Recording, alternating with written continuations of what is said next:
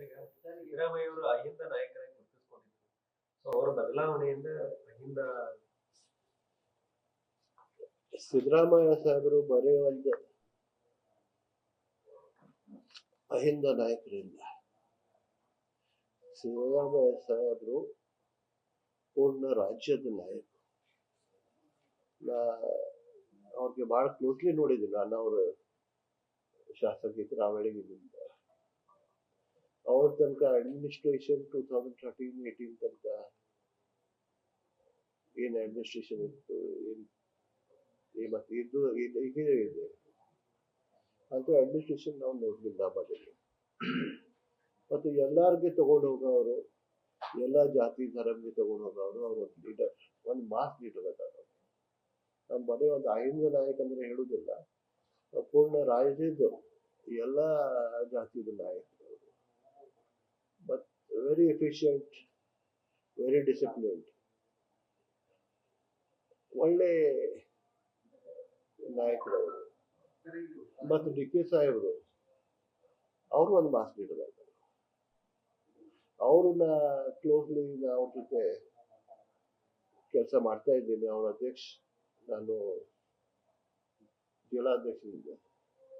ಅವರು ಬಹಳ ಡಿಸಿಪ್ಲಿನ್. ಅವ್ರು ಪಾಯಿಂಟ್ ಟು ಪಾಯಿಂಟ್ ಕೆಲಸ ಯಾವಾಗ ಮಾಡೋದು, ಯಾರು ಏನ್ ಮಾಡೋದು, ನಮ್ಗೆ ಎಲ್ಲರಿಗೂ ಡೈರೆಕ್ಷನ್ಸ್ ಕೊಡ್ತಾ ಬರ್ತಾರೆ. ಮತ್ತೆ DCM ಅವರು ಬಹಳ ಕೆಲಸ ಮಾಡಿದ್ದಾರೆ. ದಕ್ಷಿಣ ಕರ್ನಾಟಕದ ಪಾಲಾಗುತ್ತೆ. ಉತ್ತರ ಕರ್ನಾಟಕದ ಯಾರು ಅರ್ಹತೆ ಇನ್ನೂ ಇಲ್ಲೇ ಇಲ್ವಾ? ದಕ್ಷಿಣ ಕರ್ನಾಟಕದ ಮಾತ್ರ CM ಸ್ಥಾನ ಸಿಗುತ್ತೆ, ಉತ್ತರ ಕನ್ನಡದ ಯಾರು ಸಿಗೋದಿಲ್ಲ. ಆ ನಿಟ್ಟಿನಲ್ಲಿ ನೀವು ಒಕ್ಕೂಟದಿಂದ ಏನಾದ್ರು ಸತೀಶ್ ಜಾರಕಿಹೊಳಿನೇ ಆಗ್ಲಿ ಅಂತೇಳಿ ಏನು ಒತ್ತಾಯ ಮಾಡ್ತೀರಾ ಅಂತ ಹೇಳಿ? ಇಲ್ಲ, ಕರ್ನಾಟಕ ಅಂದ್ರೆ ಪೂರ್ಣ ರಾಜ್ಯ ಬರ್ತದೆ. ರಾಜ್ಯ ಬರುತ್ತೆ. ಉತ್ತರ ಕರ್ನಾಟಕ ಅಲ್ಲಿ ದಕ್ಷಿಣ ಕರ್ನಾಟಕ ಬರೋದಿಲ್ಲ, ಪೂರ್ಣ ರಾಜ್ಯದ CM ಆಗ್ತಾರೆ. ಯಾರು ನಾ ಹೇಳಿದೆ ನಮ್ಗೆ, ಸತೀಶ್ ಸಾಹೇಬರು ನಮ್ಮ ನಾಯಕರು, ಒಂದು ಒಳ್ಳೆ ವರ್ಕರ್, ಒಂದು ಒಳ್ಳೆ ಲೀಡರ್. ಅವ್ರ ಜೊತೆ ನಾವಿದ್ದೀವಿ.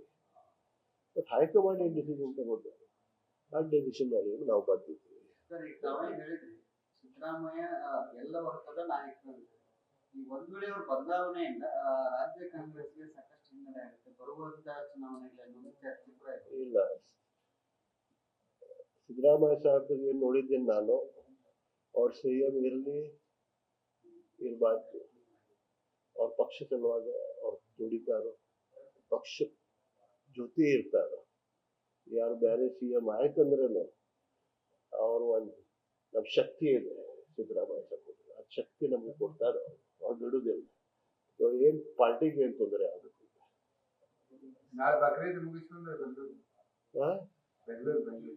ನೀವು ಬಕ್ರೀದ್ಗೆ ತಾವು ಮನೆ ಕರೀದಂದ್ರೆ ಊಟ ಮಾಡಿ ಹೋಗ್ತಿಲ್ಲ.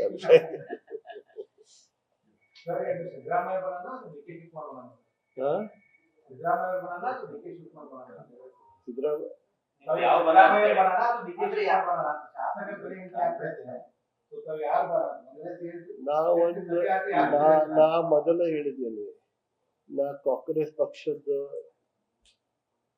ಸಿಟಿ ಅಧ್ಯಕ್ಷ ಆಗಿದ್ದೀನಿ. ಜನತೆ ಏನ್ ನನ್ಗೆ ಆಶೀರ್ವಾದ ಕೊಟ್ಟಿದ್ದೀನಿ, ಅದ್ರ ಶಾಸಕೂ ಆಗಿದ್ದೀನಿ. ಅದರ ಜೊತೆ ಪಕ್ಷದ ಕಾರ್ಯಕರ್ತ ಹಾಗೆ ಹೈಕಮಾಂಡ್ ಏನ್ ಕೊಡ್ತಾರೆ ನಮ್ಗೆ ಆದೇಶ, ಅದು ಆದೇಶ ನಾವು ಪಾಲನೆ ಮಾಡ್ತೀವಿ.